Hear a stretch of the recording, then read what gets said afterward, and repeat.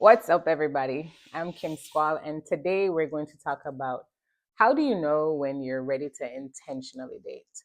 So, lots of you guys asked me, how do you know? From my last video, you asked, how do you know when you're ready to intentionally date? So, we're going to address that today.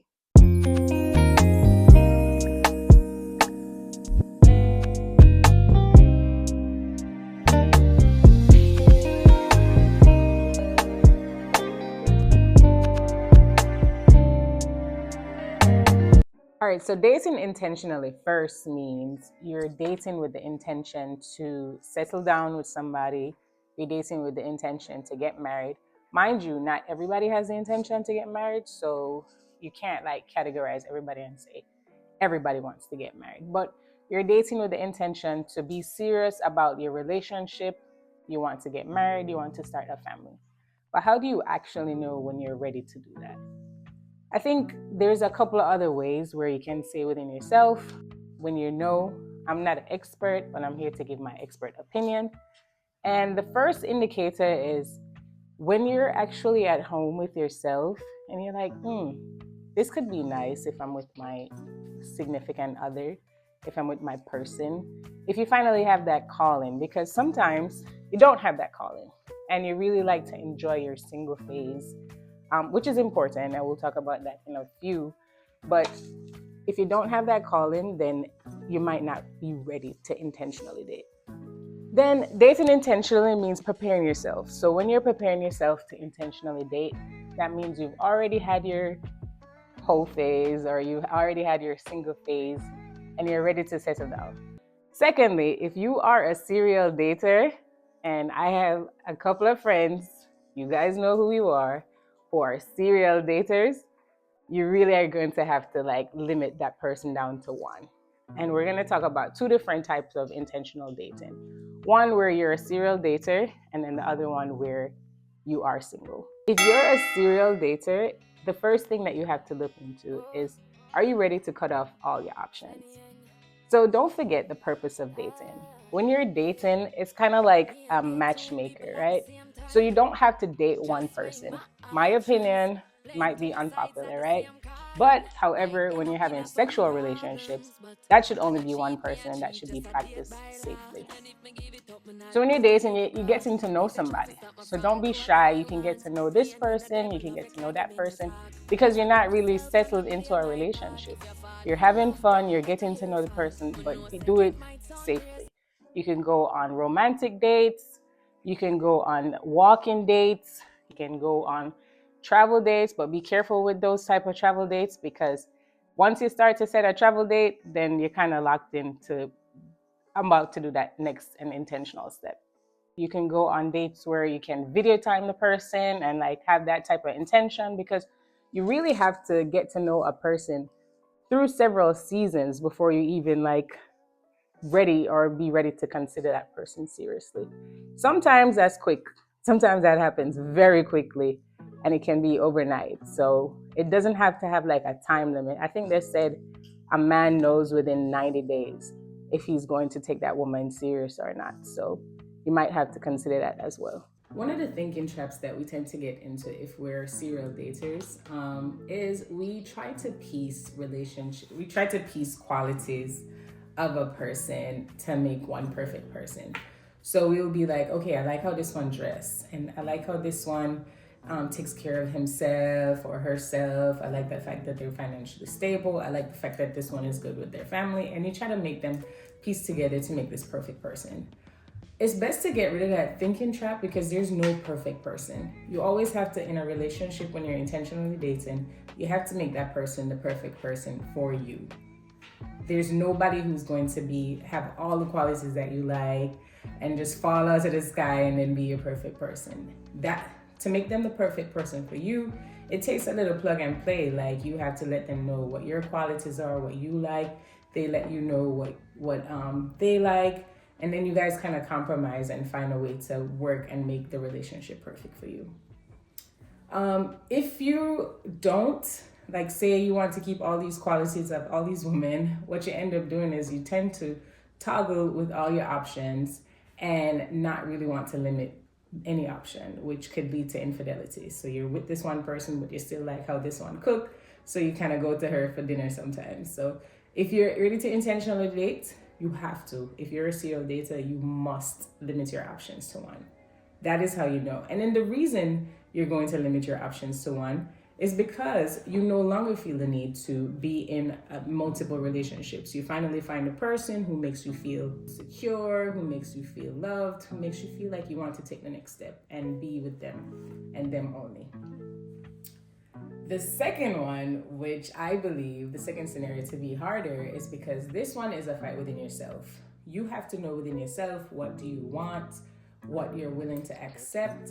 And I would open this one up with a prayer, whether it be praying to God and asking for the spirit of discernment to go into a new dating life, because this one is where you're single.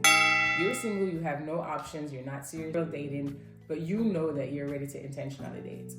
So when you know that you're ready to intentionally date, you talk to God and say, hey, like me and God, we have a close relationship. If you know me well, you know I always say God don't play about me, and I'm his favorite child. So I can talk to God and say, I'm ready to intentionally date. Give me the spirit of discernment so that anybody who comes into my life, I'm able to articulate how I really feel and how I really want, what I want in a person, what I'm willing to accept, what I'm not willing to accept, and they're willing to accept me for who I am. So if you're not a spiritual person, then talk to the universe, talk to your friends, find out like different people who are in a long-lasting relationship, what it is that makes their relationship work, and see if you have that quality. Are you wife material? You have to ask yourself that. Can you cook? Don't have to learn how to cook. It's 2025, right? So can you clean? Can you keep a home? Are you willing to submit to somebody? Are you willing to be somebody's husband? Are you willing to be somebody's wife? Are you willing to serve? Like, do you have these qualities? Ask yourself that. And then that will tell you if you're ready to intentionally be with somebody. Because don't forget, we said intentionally dating means to date with the intent to settle down or to be married, if that's your choosing, because not everybody has the option or has the want to be a married person. And that's important. Then you have to ask yourself, what are the things that you're willing to compromise on? What are my hard limits? What are my soft limits? What are things that if this person does it, it's not that bad, or if they have this situation going on, it's not that bad. Can I really, really accept the things that's going on? Is it okay for me to accept the bare minimum? And you have to ask yourself that as well, because you have to know if you want the things that you want to accept in your relationship. If you're currently in a relationship right now, you have to ask yourself, are you satisfied in your relationship? Is this relationship something that I think is going to be what I want it to be? Is it going to lead to marriage if that's what I desire? Is it going to lead to me having children if that's what I desire? You have to ask yourself that. A tricky scenario is those who enter a relationship in a situationship. So this is where you kind of have an arrangement where you guys can just hook up as much as you like. There's nothing serious, no strings attached. Those relationships, if you start to catch feelings and want it to be something more, are very tricky. Because when you started it, you had no boundaries. You had you didn't put your foot down and say, okay, this is what I like, this is what I don't like. It was just sexual, right? So to turn those into like a long-term relationship, it has happened. I've known couples who have done that, but that's very tricky. And it has to, usually both partners have to be willing to want that to happen. Another thing that you have to ask yourself is, am I ready to be in a relationship? Am I ready to give up my freedom? Not really say give up your freedom, but relationships are sacrifices. It may look great on the surface, and honestly, nobody posts their bad parts about their relationship unless they're trying to end it. But it may look good on the surface when people put couples goals, when people put all these great things on social media, and you're like, oh man, this looks nice. But it's a lot of work to make a successful relationship work. It's give and take. Are you moving in with the person? Is the person moving in with you? Are you guys going to live together? Who does the chores? Who takes out the garbage? Like, what are these things that you're ready to do? And these are the things that you have to consider when you're ready to intentionally date or date with the intention to get married. When you have your dating phase, don't forget to enjoy the dating phase, because if you don't enjoy the dating phase, then you're going to look back at it and say, oh man, this was fun, and this is something that I really want to do. I still want to enjoy it. And when you're in a serious relationship, you might risk infidelity as well. So to close everything up that we talked about, there's two different scenarios when you're ready to intentionally date. The first one is if you are a serial dater, make sure that you limit all your options to one. Make sure that you are tired of the dating phase. It was fun, but it's time to go. It's time to intentionally date. Make sure that you're ready to finally date one person, and you are ready to give that person everything that it is for you to make that relationship work. The second scenario is if you are not a serial dater, you're not dating anybody, you're single, make sure that you sit down with yourself, with your friends, with God, with the universe, and discuss what it is that you really want in a relationship. What are the things that you can compromise on? What are the hard limits? What are the soft limits? What are the things that's on your list that you might check or might not check off? And then what are the things that you see yourself doing in a relationship? Are you wife material? Are you husband material? Are you ready to serve somebody? Are you ready to be served? Are you ready to have your space occupied? Are you ready to occupy somebody's space? Are you a wife? Are you a husband? All these things you have to ask yourself. And then the last thing I want to talk about is like knowing your love language, right? So it's important to know your love language. They always say we have 5 love languages. I believe them to be true. My love languages are a combination of acts of service, quality time, and a little bit of gift receiving. I know it's gift giving, but I like to receive gifts. Words of affirmation don't really do much for me.